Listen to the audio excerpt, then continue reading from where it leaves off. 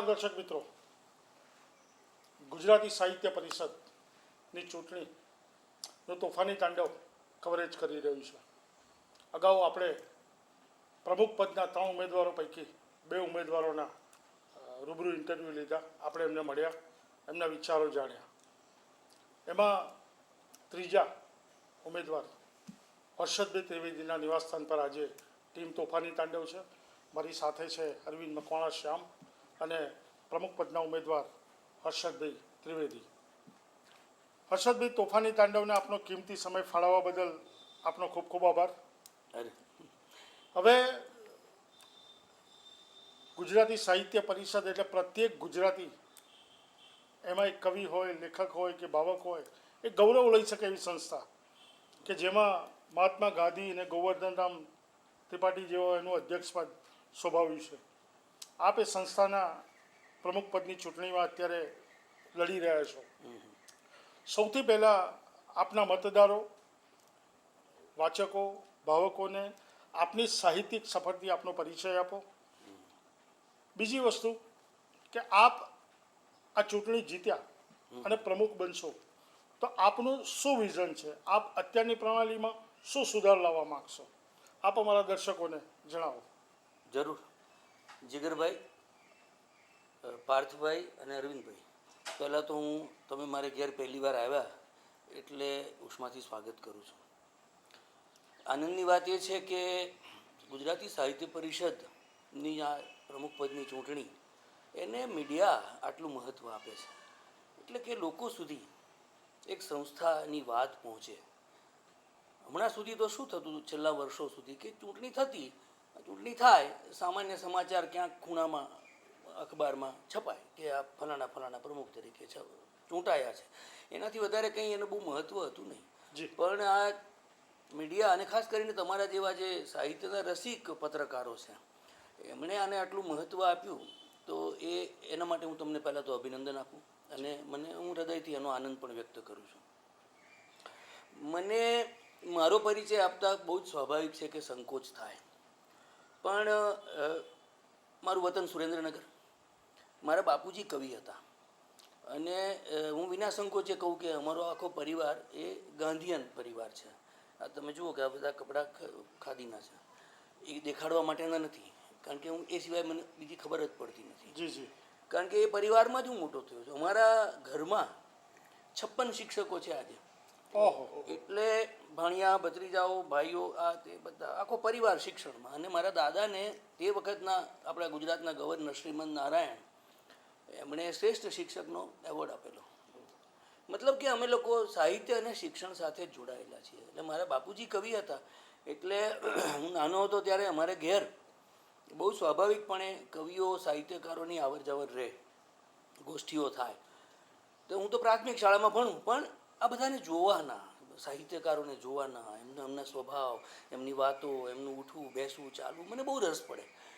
અને ઘરમાં તો વાતાવરણ હતું એટલે ધીરે ધીરે કરતાં મારી જે આંતરિક ચેતના છે એ સાહિત્ય સર્જન તરફ વળી. એટલે મેં નાની ઉંમરથી કવિતા લખવાનું શરૂ કરેલું. એટલે કે હાઈસ્કૂલમાં જ્યારે હું હતો ત્યારે મેં કવિતાઓ લખવાની શરૂ કરેલી. અને તમને આશ્ચર્ય થશે કે હું SYBAમાં હતો ત્યારે સંક્રમણ નામનું કવિતાનું સામયિક સુરેન્દ્રનગરમાંથી સામયિક કાઢતો હતો. અને એમાં અત્યારના આપણે જે કવિઓ કહીએ, દાખલા તરીકે હરીશ મીનાશ્રુ, જયેન્દ્ર શેખડીવાળા, બાબુ સુથાર, વિનોદ જોશી, આપણા ખુદ હરિકૃષ્ણ પાઠક, તમે નામ લો, એ બધા કવિઓની રચનાઓ એમાં એટલે કે છપાતી. અને છપાતી તો હું સંપાદક તો હું જ હતો. એટલી ઉંમરે મારામાં એ સમજણ હતી કે આપણે જો સંપાદક હોઈએ તો આપણા સામયિકમાં આપણી કવિતા છાપવાની નહીં. કવિતા તો હું લખતો હતો, પણ મારી કવિતા મારા છાપામાં હું મારી કવિતા ના છાપું. એટલી ઉંમરે એ સમજણ હતી. એટલે કે હું જન્મજાત સાહિત્યકાર છું, જન્મજાત સંપાદક છું. વિશેષ વિગતોમાં ન જતાં સુરેન્દ્રનગરમાં હું BA થઈને નક્કી કર્યું કે અમદાવાદ જવું, ભાષા સાહિત્ય ભવન ગુજરાત યુનિવર્સિટીમાં ભણવું, MA થવું. અહીંયા આવ્યો, હું MA થયો. એ દરમિયાન સાહિત્ય પરિષદમાં અમારા પગરણ થઈ ચૂક્યા હતા, કારણ કે રઘુવીરભાઈ એ વખતે ભાષા સાહિત્ય ભવનમાં હિન્દી ભણાવે અને હું મારો મુખ્ય વિષય ગુજરાતી અને ગૌણ વિષય હિન્દી. એટલે ભોળાભાઈ, રઘુવીરભાઈ, અંબાશંકર નાગર આ અમારા હિન્દીના પ્રોફેસરો. અને ગુજરાતીના પ્રોફેસરો રમણલાલ જોશી, અનિરુદ્ધ બ્રહ્મભટ્ટ, સુમન શાહ, ધીરુભાઈ પરીખ, આ બધા અમારા પ્રોફેસરો. તો મેં તમને એક વાત એ પણ કહું કે હું ઘરેથી નીકળ્યો ત્યારે મેં મનમાં એવું નક્કી કરેલું કે મારા બાપુજી તો શિક્ષક હતા, તો અમદાવાદનો જે ખર્ચ થાય એ હું કોઈ પણ રીતે મારી રીતે હું ઊભો કરીશ, કમાઈશ, ઘરેથી પૈસા નહીં મંગાવું. એટલે મેં ભણતા મેં રઘુવીરભાઈને વિનંતી કરી કે સાહેબ મને કંઈક નાની મોટી નોકરી મળે તો મારે કામ કરવું છે. તો એમણે કહ્યું કે જોઈશું કંઈક. ત્યારે હું નાના મોટા ટ્યુશનો કરતો, છોકરાઓને ભણાવતો. દરમિયાન મને રઘુવીરભાઈ એક વખત કંઈક મળી ગયા ભાષા સાહિત્ય ભવન. મેં એમ કહ્યું કે સાહેબ મેં નોકરીનું કંઈક મારું કંઈક વિચાર કર્યો તમે? તો મને કે થોડા દિવસમાં સાહિત્ય પરિષદમાં આપણે સાહિત્ય કોષનું કાર્યાલય શરૂ કરીએ છીએ ને ગુજરાતી સાહિત્ય કોષનું નિર્માણ કરીએ છીએ. એમાં એક આખી ટીમ લેવાની છે અને એની જાહેરાત આવશે, તો તું એમાં અરજી કરજે અને તારી લાયકાત હશે તો તું પસંદ થઈશ. પછી મેં એમાં અરજી કરી, એમાં હું પહેલા ક્રમે પસંદ થયો. હવે કોષમાં મેં કામ કર્યું એટલે એક તાલીમ મળી. જયંત કોઠારી જેવા મોટા વિદ્વાન પાસે કામ કરવું, ચંદ્રકાંત શેઠ જેવા વિદ્વાન પાસે કામ કરવું, કે રમણ સોની જેવા, આ બધાએ અમને ઘડ્યા. કોષમાં હું કામ કરતો હતો એ દરમિયાન જ ગુજરાત સાહિત્ય અકાદમી ગાંધીનગર, જેની સ્થાપના 1981માં થઈ, અને એ 81ની સાલમાં અકાદમી થઈ. અને હા, હું તમને જે વાત કરું છું એ 83-84ની વાત કરું છું. તો ત્યાંની એક અખબારમાં જાહેર ખબર આવી કે ભાઈ ગુજરાત સાહિત્ય અકાદમીમાં પ્રકાશન વિભાગમાં પ્રૂફ રીડર લેવાના છે. મેં અરજી કરી, પણ ત્યાં સુધી મને બહુ ખબર નહોતી પડતી કે સરકાર એટલે શું ને, કે હું જાણતો નહોતો. પણ મેં અરજી કરી અને એમાં પણ હું પહેલા નંબરે સિલેક્ટ થયો. ત્યાં પણ લેખિત ટેસ્ટ, મૌખિક ટેસ્ટ, અને એમાં હું પહેલા નંબરે સિલેક્ટ થયો અને મને નોકરી મળી. 10 વર્ષ હું પ્રૂફ રીડર તરીકે ત્યાં રહ્યો અને પ્રકાશન વિભાગમાં મેં કામ કર્યું. 10 વર્ષ પછી મને પ્રમોશન મળ્યું અને મને શબ્દસૃષ્ટિનો સત્તાવાર રીતે 1995માં સંપાદક વર્ગ 2ની જગ્યા પર મૂકવામાં આવ્યો.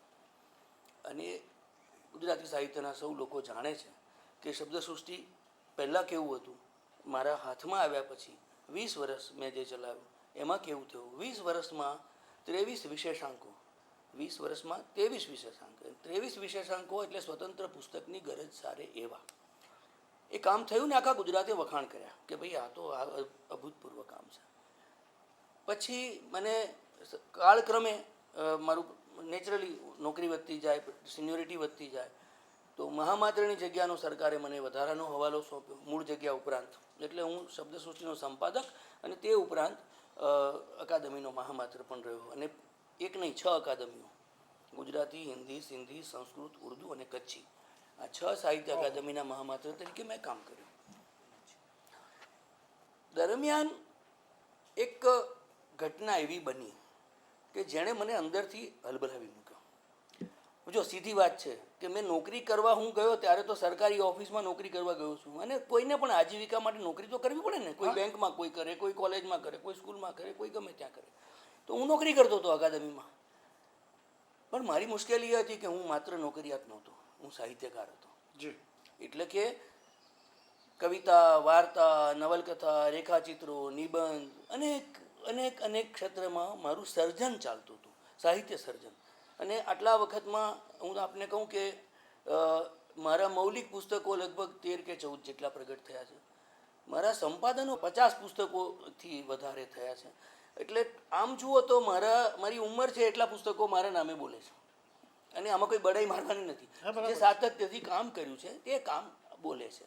મતલબ આપણે પહેલી વાત પર આવીએ કે હું માત્ર સરકારી અધિકારી ન રહ્યો, હું સાહિત્યકાર પણ હતો. હવે પહેલાં ગુજરાત સાહિત્ય અકાદમી જ્યારે સ્થાપના થઈ તે આનો આખો ઇતિહાસ હરિકૃષ્ણભાઈની મુલાકાતમાં એમણે વિગતવાર કહ્યો છે. એટલે આપણે એમાં રિપીટ કરીને સમય ન બગાડીએ, કારણ કે પ્રજા પણ જાણે છે અને પાઠક સાહેબે સરસ રીતે વાત મૂકી છે, તો આપણે એમાં ન પડીએ. મુદ્દો એ છે કે અકાદમી બિન સ્વાયત્ત થઈ ગઈ. એટલે કે અકાદમીનું જે સત્તાવાર બંધારણ હતું સ્વાયત્તતાવાળું, એ બંધારણને સરકારે ખારીજ કર્યું. ખારીજ કરવાની ભૂમિકા જ્યારે ઊભી થઈ ત્યારે હું મહામાત્ર હતો, અકાદમીનો હેડ હતો. સરકારમાંથી તમે જાણો છો કે બધું લેખિતમાં કંઈ આદેશ નથી આવતા, મૌખિક આદેશ આવે, રૂબરૂ બોલાવીને કહેવામાં આવે. તો મને રૂબરૂ બોલાવીને કહેવામાં આવ્યું કે ભાઈ આપણે અકાદમીનું બંધારણ બદલવું છે, તો શું કરીએ? એટલે મેં એકદમ ટેકનિકલ સવાલ કર્યો કે સાહેબ આ બંધારણમાં એવું લખ્યું છે કે આ બંધારણમાં તમારે ફેરફાર કરવો હોય તો સામાન્ય સભાના સભ્યોની આટલી બહુમતી હોય, આટલા ટકા બહુમતી હોય, 2/3 કેવું કંઈ મને બહુ એક્ઝેક્ટ યાદ નથી, પણ એ જે બહુમતી હોય તો જ આમાં કલમમાં ફેરફાર થાય. હવે એ જો કરવું હોય તો સામાન્ય સભા રચવી પડે, જે સરકારે રચી નહોતી. જો સામાન્ય સભાની રચના નથી થઈ તો બંધારણમાં સુધારો કોણ કરી શકે? અને ચીમનભાઈ પટેલે જ્યારે આ બંધારણ આપ્યું ત્યારે એમણે એના વક્તવ્યમાં કહ્યું હતું કે છે હું મનુભાઈ પંચોળી દર્શક દાદાને કહ્યું હતું, આઈ વોઝ ધેર, અને એમણે કહ્યું કે હું તમને એવું બંધારણ આપું છું કે આમાં મારી તો શું પણ ભવિષ્યમાં કોઈ સરકાર આવશે તો સુધારા નહીં કરી શકે, કારણ કે સુધારા કરવાનો અધિકાર સાહિત્યકારોને અમે આપીએ છીએ. એટલે મેં તો બંધારણની મારી મર્યાદા હતી એ પ્રમાણે મેં કહ્યું કે આમાં કંઈ સુધારો થઈ શકે નહીં આપણાથી. હું બંધાયેલો હતો પણ અંદરથી મારું જમીર મને ના પાડતું હતું કે આ ન કરાય. મારી સહીથી હું એવી પ્રપોઝલ મારાથી નહીં થાય કે જે અકાદમીની સ્વાયત્તા જતી રહે. સ્વાયત્તા તો હતી જ નહીં પણ બંધારણ હતું. તમે સમજ્યા? સમિતિ નહોતી રચાઈ, પ્રમુખ નહોતા, ભોળાભાઈ ગયા પછી વાત પતી ગઈ હતી, પણ બંધારણ હતું એટલે લોકોને એક આશા હતી કે આ બંધારણ છે તો આજ નહીં તો કાલ ક્યારેક સામાન્ય સભા થશે, ક્યારેક સાહિત્યકારોની ચૂંટણી થશે, અને ક્યારેક આ અકાદમી સ્વાયત્ત. એક દીવો ટમટમતો હોય તો આપણને આશા હોય ને, એ ઓલવાઈ જાય તો પછી રસ્તો ના મળે આપણને. એમ બંધારણ એ એક એવા દીવા જેવું હતું. એ બંધારણને એની સાથે જ્યારે ફેરફાર કરવાના થયા અને બીજા પણ આદેશો આવવા માંડ્યા કે આમ કરો આમ કરો આમ કરો, જે અકાદમીની સ્વાયત્તતા ઉપર તરાપરૂપે હતા. એટલે મેં સ્વૈચ્છિક નિવૃત્તિ મૂકી. વાહ! મેં કીધું મારાથી સાહેબ આ નહીં થાય, અને મેં 3 મહિનાની નોટિસ આપી. હું 3 મહિના રજા ઉપર ઉતરી ગયો અને પછી પૂરું થયું અને સરકારે મને નિવૃત્ત કર્યો. ત્રિવેદી સાહેબ, હું પત્રકાર તરીકે પણ કદાચ નવો છું અને એક સાહિત્યકાર કવિ તરીકે પણ હજી મારી પાકતતા એટલી નથી. ખરેખર આ વસ્તુ તો જાણીને મને અત્યારે પ્રાઉડ ફીલ થઈ રહ્યું છે કે આ વસ્તુ તો હું પોતે જાણ હતો કે સ્વાયત્તતા માટે આપણે આટલું મોટું બલિદાન આપ્યું છે. એટલે પહેલો શહીદ છું હું, સ્વાયત્તતા માટેનો હું પહેલો શહીદ છું. ખરેખર મને અત્યારે બહુ પ્રાઉડ ફીલ થઈ રહ્યું છે. અને હવે આપની વાત કન્ટિન્યુ હજી તો મેં સ્વૈચ્છિક નિવૃત્તિ મૂકી. એટલે જીગરભાઈ મેં આ રીતે મેં સ્વૈચ્છિક નિવૃત્તિ લીધી. મને થયું કે સાહબ મેરા એક હૈ, દૂજો સાહબ નહીં. મને પછી સરકારમાંથી યોગ્ય અધિકારીઓએ મને કહ્યું પણ ખરું કે તમે પાછા આવી જાઓ, ફરીવાર અકાદમી સંભાળી લો. એ વાવાઝોડું જતું રહ્યું, હવે એમાંથી મુક્ત થઈ ગયા છીએ તો તમે અગેન મહામાત્ર થાઓ. મેં કહ્યું કે જો સાંભળો, આખા જગતે જાણ્યું છે કે હર્ષદ ત્રિવેદી રાજીનામું આપ્યું છે, સ્વૈચ્છિક નિવૃત્તિ લીધી છે. હવે હું પાછો સેમ એ જ જગ્યાએ ગોઠવાઉં તો તમે જે મને આદર સત્કારથી પાછો બેસાડવા માગો છો અને કામમાં કન્ટિન્યુટી રહે, સાતત્ય રહે, એટલે તમે સારા આશયથી મને લઈ જવા માગો છો. પણ બહારની જનતાને આ વાતની ખબર નથી. એ લોકો તો એમ જ સમજશે કે હર્ષદભાઈ કાવા દાવા કરીને પાછા હતા ત્યાં ગોઠવાઈ ગયા. બરાબર. તો મેં કીધું કે હું જેવો નથી એવો હું દેખાવા માગતો નથી. એટલે પહેલી વસ્તુ એ કે આજ દિન સુધી હું જેવો છું એવો દેખાયો છું. પછી અકાદમીની વાત તો પૂરી થઈ. તમે બધા જાણો છો કે પછી ગુજરાતી સાહિત્ય પરિષદના નેતૃત્વમાં નારાયણભાઈ દેસાઈએ ગાંધીનગર અધિવેશનમાં પહેલો ઠરાવ મૂક્યો, અને ત્યાર પછીથી આજ દિન સુધીના જેટલા પ્રમુખો આવ્યા એ બધા જ પ્રમુખોએ એ ઠરાવને એક યા બીજી રીતે અનુમોદન આપ્યું અથવા એને નવો ઠરાવ, વધારે મજબૂત રીતે ઠરાવ કર્યો. 1-2 વખત એના સંમેલનો પણ થયા, બધું થયું. હું તો સ્વાયત્તામાં હું ન માનું તો કોણ માને? સર્જક તરીકે હું સ્વાયત્ત છું, તો અકાદમી સ્વાયત્ત હોવી જોઈએ. અને પરિષદ તો સ્વાયત્ત સંસ્થા છે જ, એને કંઈ સ્વાયત્ત નથી કરવાની, એને દોડતી કરવાની છે, એને પ્રવૃત્તિથી ધમધમતી કરવાની છે. અને સ્વાયત્તતા એટલા માટે જરૂરી છે. હું તમને એક બધાને સમજાય એવો દાખલો આપું કે સિવિલ હોસ્પિટલ, સરકારી હોસ્પિટલ કોના માટે છે? પ્રજાના સ્વાસ્થ્ય માટે. પ્રજાનું સ્વાસ્થ્ય સારું રહે, એને ઓછા પૈસે એને સારવાર મળે. તો એને ગ્રાન્ટ કોણ આપે? સરકાર આપે. 100% આપે. ઓકે. પણ સરકાર એવું કહે કે આ દર્દીનું ઓપરેશન આટલા વાગે કરવું ને એને આટલો ઓક્સિજન આપવો ને એનું આ પદ્ધતિથી ઓપરેશન કરવું ને તે પદ્ધતિથી ન કરવું, એવું બધું કહે તો પેલો ડૉક્ટર શું કહેશે કે સાહેબ આ નહીં, આ તમારો વિષય નથી, એ મેડિકલ સાયન્સ હું ભણું છું. એમ સાહિત્ય અકાદમીને સરકાર ગ્રાન્ટ આપે પણ કોની કૃતિ છાપવી, કયા ધોરણની કૃતિ લેવી, કયા સેમિનાર કરવો, શું કરવું, કોને સન્માન આપવું, માન આપવું, એ તો બધા સાહિત્યકારોને ખબર પડે. તો એ હસ્તક્ષેપ કહેવાય. એ હસ્તક્ષેપ કલાના કોઈ પણ ક્ષેત્રમાં ચાલી શકે નહીં. આ માત્ર સાહિત્યની વાત નથી સાહેબ, દેશની મોટી મોટી સંસ્થાઓમાં સ્વાયત્તા નથી રહી. એ તમે પત્રકાર તરીકે તમે જાણો છો, મારે કંઈ કહેવાની જરૂર નથી. પરંતુ મારી નિસ્બત સાહિત્ય સાથે છે એટલે હું એની વાત કરું છું. હવે આપણે પાછા ફોકસ પરિષદ ઉપર લાવીએ. જી જી જી. તો કે સાહિત્ય પરિષદે કેમ આ બીડું ઝડપ્યું સ્વાયત્ત અકાદમીનું? એનો જવાબ એ છે કે આ એકલી સાહિત્ય પરિષદનું કામ નથી, આ સમગ્ર ગુજરાતની પ્રજાનું કામ છે. જી 100%. સમગ્ર ગુજરાતની પ્રજાના પ્રતિનિધિ રૂપે ગુજરાતી સાહિત્ય પરિષદ છે. બરાબર છે. અને એટલે ગુજરાતી સાહિત્ય પરિષદ આ બીડું ઝડપીને સ્વાયત્તાની માગણી કરે છે. એટલે કે એ પ્રજાની પ્રતિનિધિ સંસ્થા છે, એટલે એની જવાબદારી વધારે છે. પણ સાહિત્ય પરિષદ 115 વર્ષ જૂની સંસ્થા છે. રણજીત રામ વાવાભાઈએ શરૂ કરીને ગોવર્ધનરામ પ્રમુખ થયા, એની પહેલું સંમેલન ભરાયું હતું, ત્યારથી માંડીને અત્યાર સુધીમાં આ 115 વર્ષમાં પરિષદ તો પરિષદની રીતે ચાલી છે.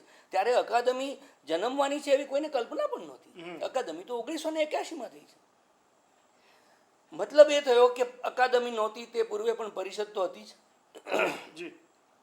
અકાદમી સ્વાયત્ત હતી, નહોતી, હતી અને નથી. એ ત્રણેય તબક્કામાં પણ પરિષદ તો પરિષદ જ રહી છે. તો પરિષદની પોતાની પ્રવૃત્તિઓ ખરી ને આટલા વર્ષમાં, પ્રકાશનની પ્રવૃત્તિ, સેમિનારોની પ્રવૃત્તિ, ગ્રંથાલયની પ્રવૃત્તિ, સામયિકની પ્રવૃત્તિ, ગામે ગામ જ્ઞાન સત્રો, અધિવેશનો, ઉત્સવો, બુક ફેર એટલે પુસ્તક મેળાઓ, આ બધું અનેક પ્રવૃત્તિ સાહિત્ય પરિષદ તો પહેલાંય કરતી હતી ને કરવું જ જોઈએ, તો એનું કામ છે. પણ મને એવું લાગ્યું છે કે છેલ્લા કેટલાક વર્ષોમાં જાણે કે સાહિત્ય પરિષદનું એક જ કામ થઈ ગયું છે, અને એ કામ એક જ કે સાહિત્ય અકાદમીની સ્વાયત્તા. એમાં તો હું 100 નહીં 110% સાથે છું, અને ભારપૂર્વક કહું છું કે 110% હું સાથે છું. પણ પરિષદના ધારો કે આપણે 100 કામ કલ્પના કરીએ કે એના 100 કામ છે, એ 100 કામમાંનું એક આ થયું ને. જી જી જી બિલકુલ ટોપ પ્રાયોરિટી ઉપર. પણ 100 કામમાંનું એક, બાકીના 99 કામનું શું? બિલકુલ. એના ઉપર કેમ કોઈનું ધ્યાન જતું નથી? હવે મજાની વાત તો એ છે કે મને તો પરિષદ પ્રમુખ થવાનું સપનું આવ્યું નહોતું, કારણ કે હોદ્દો ને આ બધું મેળવી લેવું લઈ લેવું એ મારી પ્રકૃતિ નથી. ઓલરેડી તમે ભોગવી ચૂક્યા છો, અને એ મારો સ્વભાવ એક હોદ્દો આપ ભોગવી ચૂક્યા છો. નેચરલી બરાબર છે, પણ એ બધું જોઈ લીધું છે આપણે જગત. પહેલો હવે હું નામ નહીં આપું કારણ કે એના વ્યાપક ખોટી અસરો પડે એટલા માટે. પહેલો એક વડીલનો મારા ઉપર ફોન આવ્યો કે છે કે આગામી હવે પ્રમુખ તમારે થવું જોઈએ. મેં કીધું કે કાકા તમે શું વાત કરો છો, આટલા બધા સિનિયર માણસો બેઠા છે. મને કે સિનિયર માણસો છે, વંદનીય છે, આપણે આદર કરીએ, પણ એ બધા હોદ્દો સ્વભાવે છે, 3 વર્ષ પૂરા થાય એટલે ઘેર જતા રહે છે. તો કે કઈ પરિષદ પોતે જે એક્ટિવ થવી જોઈએ, જે આમ જેને કહેવાય ને કે સમાજમાં પ્રસરવી જોઈએ, તો મને કે એ થતું નથી. મેં કીધું કે મને તમે પ્લીઝ એમાં ના નાખો, વડીલો છે એ બધા કરે છે, આમ છે તેમ છે. મને કે ના, મારું તો એવું માનવું છે કે તારે થવું જોઈએ. વળી કંઈક 2 મહિના થયા, મુંબઈથી એક વ્યક્તિનો ફોન આવ્યો, બીજેથી આવ્યો, ત્રીજેથી આવ્યો. તમે નહીં માનો, ગુજરાતી સાહિત્ય પરિષદના ઇતિહાસમાં પહેલી વખત કોઈ એક વ્યક્તિનું પ્રમુખ પદ માટે નામની પ્રપોઝલ નોમિનેશન 6 ઠેકાણેથી થયું. હર્ષદ ત્રિવેદીનું નામ 6 ઠેકાણેથી આવ્યું. સામાન્ય રીતે આ એક ગૌરવવાળું પદ છે, એક માનદ એવી એક જગ્યા છે, નામ સૂચવે લોકો કે હવે આ પ્રમુખ હોવા જોઈએ. તો મેં એ બધાને કહ્યું કે તમે લોકો નામ સૂચવો છો મારું, પણ એ જવાબદારી ઘણી મોટી છે. તો કે અમે બધા તમારી સાથે છીએ અને તમે આ જવાબદારી લઈ શકશો. શરત એટલી કે તમે ચૂંટણીમાંથી ખસી નથી જવાના ને, કારણ કે અમે આટલો મોટો યજ્ઞ કરીએ ને તમે છેલ્લી ઘડીએ નીકળી જાઓ અંદરથી, તો અમારી મહેનત માથે પડે. અને એ તો એક જેન્ટલમેન પ્રોમિસ છે. મેં કહ્યું કે તમે આટલી મારામાં શ્રદ્ધા મૂકો છો તો હું કાયર માણસ નથી. બિલકુલ. એક વસ્તુ સમજો કે હાંસિયામાં બેઠા બેઠા, મારા ઘરમાં બેઠા બેઠા હું જીવ બાળું કે આ પરબ બરાબર ચાલતું નથી, પરિષદ બરાબર ચાલતી નથી, ફલાણું બરાબર નથી થતું, તો એ તો અરણ્ય રુદન છે. ખરી વાત તો એ છે કે પરિષદ એ જે જો એને હું મારી માતૃ સંસ્થા કહેતો હોઉં, કારણ કે મેં પહેલો પગ ત્યાં મૂક્યો છે. જો એ મારી માતૃ સંસ્થા હોય તો હું કાં તો ઘરમાં બેઠો બેઠો રડ્યા કરું અથવા હું ત્યાં જઈને કામ કરું. બરાબર છે. તમે મને કહો કે હું આમાંથી શું કરું. મિત્રોનો આટલો સદભાવ હતો, મેં હા પાડી. મેં કહ્યું જાઓ આપણે ચૂંટણી લડીશું. ચૂંટણીના પરિણામ બે જ હોય, કાં તો તમે જીતો ને કાં તો તમે હારો. મને હું જીતી જાઉં તો એનો છાક ચડવાનો નથી, હું હારી જાઉં તો એનાથી મને કોઈ નુકસાન નથી. શોખ નથી. બરાબર. પણ હું ગુજરી જાઉં ત્યારે મને સંતોષ હોય કે મારી સાહિત્ય પરિષદ માટે મેં એક પ્રયત્ન કર્યો હતો, પણ મને નિયતિએ સાથ ન આપ્યો. જી. એ મારી પ્રમાણિકતા છે. આ ચૂંટણીમાં ઊભા રહેવાનું મૂળ કારણ એ છે. તમને આશ્ચર્ય થશે કે હરિકૃષ્ણ પાઠક અને પ્રકાશ શાહ, હું એમની સામે ચૂંટણી નથી લડતો, એ મારી સામે ચૂંટણી લડે છે. સૌથી પહેલું 6 જગ્યાએથી નામ હર્ષદ ત્રિવેદીનું આવ્યું છે, ત્યાર પછી પ્રકાશભાઈનું નામ આવ્યું છે, ત્યાર પછી હરિકૃષ્ણભાઈનું નામ આવ્યું અને બીજા 2 નામો આવ્યા, જે પછી માધવ રામાનુજન અને ચંદ્રકાંત શેઠ, જે લોકો પછી એમણે ચૂંટણી લડવાની ઈચ્છા ન દર્શાવી. ઇટ્સ ઓકે, એ વાતની આપણે અત્યારે ના વાત કરીએ. પણ જે 3 ઉમેદવારો રહ્યા છે એમાં કેટલાક લોકો એમ કહે છે કે હર્ષદભાઈ એવા કેવા અવિવેકી કે આ 2 વડીલો સામે ચૂંટણી લડે છે. મારું એમ કહેવાનું છે કે તમે જરાક જુદી રીતે જુઓ મારા મિત્ર. એ મારી સામે ચૂંટણી લડે છે, હું નથી લડતો, કારણ કે મારું નામ તો હતું. પછી એમણે મારી સામે લડવું કે ના લડવું એ તો એમણે નક્કી કરવાનું. જી જી જી. ચાલો, એ મુદ્દો પૂરો થયો. હવે વાત એ છે કે આ 2 વડીલો સામે હું શું કામ લડી રહ્યો છું. તમને આશ્ચર્ય થશે કે હરિકૃષ્ણ પાઠકે મારા માટે શું લખ્યું ખબર છે? એક દોહો લખ્યો છે કે હસે હસાવે તેથી હર્ષદ, કરે કશા તોફાન. સારા અર્થમાં, હસે હસાવે તેથી હર્ષદ, કરે કશા તોફાન, આ તરવાડીની ત્રેવડ જોગા, મળજો એને માન. આ વાત મળજો એને માન એ એમણે 12મી સાલમાં લખેલી છે. હા, એ કારણ કે એમને ખબર છે કે આ માણસ શું છે. મારે એમની સામે લડવાનું જ ના હોય, તો મારા પિતા તુલ્ય છે. સાહેબ, હવે એક પ્રશ્ન આમ તો સરળ છે, અઘરો નથી, પણ મેં કીધું એમ કે હું અહીંયા પત્રકાર બનીને તો નથી જ આવ્યો. એક સાહિત્યકાર છું ને આપની કમ્પેરમાં તો એકદમ જુનિયર છું. પણ એક પ્રશ્ન મારા મનમાં થાય છે સાહેબ કે હું સૌથી પહેલાં પ્રકાશભાઈ શાહને મળ્યો હતો, મેં એમની ઉંમર જોઈ, પછી હું પાઠક સાહેબને મળ્યો અને આજે આપની મુલાકાત લીધી. ખેર દાઢી ને વાળ તો આપના સફેદ છે જ, પણ એમની કમ્પેરમાં તો આપ ઘણા યુવાન કહેવાય. તો આપ જુનિયર થઈને એમની સામે ચૂંટણી લડો છો, એ અંગે મને જરા કંઈક આ તમારા મનમાં જે ઉત્સુકતા છે ને, એવી ઉત્સુકતા ઘણા બધાને હોય છે. જી. પણ આપણે ત્યાં છે ને ઇતિહાસનું જ્ઞાન લોકોને ઓછું હોય છે. વિનોદ ભટ્ટ 57 વર્ષે પ્રમુખ થયા હતા. જી. રઘુવીર ચૌધરી 62 વર્ષે પ્રમુખ થયા હતા. મને 63 થયા. તો હું નાનો કેવો? ના કહેવાય. હવે આ 2 વડીલો છે તો મજાકમાં તો જરા હળવાશથી કે મને પાઠક સાહેબે એમ કહ્યું એક વખત કે મને કે હર્ષદ આ તમારા માટે થોડું એમ કે જરા એમ કે વહેલું છે એમ. તો મેં કીધું તમારા માટે મોડું છે. તમે વહેલા થયા હોત પ્રમુખ તો હું તો તમારી સાથે જ હતો, હું તો તમારા દીકરા જેવો છું. પણ તે વખતે કંઈ અનુકૂળ નહીં હોય, સંજોગો નહીં હોય, વોટ એવર જે હોય તે. પણ એ ના થઈ શક્યા પ્રમુખ. હવે કદાચ થાય પણ ખરા, અમારી શુભેચ્છા છે. પણ બંનેને શુભેચ્છા છે, પ્રકાશભાઈને પણ છે ને હરિકૃષ્ણભાઈને પણ. પણ ઉંમર છે ને એ ઉંમર અનેક રીતે અસર કરે છે. ઉંમર કંઈ માત્ર શારીરિક ઉંમર નથી હોતી, માનસિક ઉંમર. મેં ઘણા યુવાન ડોસાઓ જોયા છે અને મેં ઘણા યુવાન ગરડાઓ જોયા છે. હવે હું એવો છું કે અંદર બહાર સદાબહાર યુવાન છું. એટલે મેં શું કામ આ સાહસ કર્યું? કંઈ એટલા માટે કે અત્યારે this is the right time. અત્યારે હું સારામાં સારું કામ કરી શકું, કારણ કે મારું મગજ પાવરફુલ છે, મારું તાટસ્થ્ય છે, એક સમભાવ, હૃદયતા, દોડાદોડી કરવાની તાકાત અને એક વિચાર વ્યાપક. મિત્રો, આ બધું હોવાથી ધારો કે અત્યારે હું આ 2 વડીલોને વંદન કરીને ખસી ગયો હોત અને આવતા 10 વર્ષ 12 વર્ષ પછી મને કોઈ પ્રમુખ બનાવ્યો હોત ને આદરથી હર્ષદભાઈ આપ મહાન છો અને પ્રમુખ થાવ, અને હું થાવ બી ખરો. પણ હવે એક બાજુથી મને પાર્થભાઈએ હાથ પકડ્યો હોય, બીજી બાજુથી અરવિંદભાઈએ હાથ પકડ્યો હોય અને 2 જણા મને આમ કરીને સ્ટેજ ઉપર લઈ જાય. હું પરિષદને શું કામ લાગુ? કામ લાગુ તો આજે કામ લાગુ. આ મારો મુદ્દો. જી ત્રિવેદી સાહેબ, આપના વખાણ તો પાઠક સાહેબે પણ મારી આગળ કર્યા હતા અને અમે જ્યારે પ્રકાશભાઈને મળ્યા ત્યારે પણ એમણે પોતાના બંને પ્રતિસ્પર્ધી માટે આદર અને વિવેક વ્યક્ત કર્યો હતો. આપ પણ એ કહી રહ્યા છો. પણ એક પત્રકાર તરીકે જો હું મારું ખેર મારે અહીંયા રજૂ ન કરવાનું હોય, પણ હું પોતે બી સાહિત્યનો માણસ છું, એક પત્રકાર છું, અને આપણી આ માતૃ સંસ્થા સાહિત્ય પરિષદ કંઈક વિકાસની ગતિ પકડે, આપના જેવા એક આક્રમક વ્યક્તિની હું એવું માનું છું કે સાહિત્ય પરિષદને જરૂર છે, કે જેનામાં થોડુંક બંડખોરપણું હોવું જોઈએ. જે હવે આપ માની લો ચૂંટાઈ ગયા એવું માની લો તમે, અત્યારે શુભકામના આપું છું તમને, તો આપણી રણનીતિ શું જો હશે? રણનીતિ કશી જ ના, આમાં રણનીતિ હોય નહીં. કારણ કે આ તો ગુલાબનું ફૂલ હોય એની સામે તમે અગનઝાડ મૂકો તો એ બે યોગ્ય નથી. એવી રીતે સાહિત્ય અને રણનીતિ ના હોય.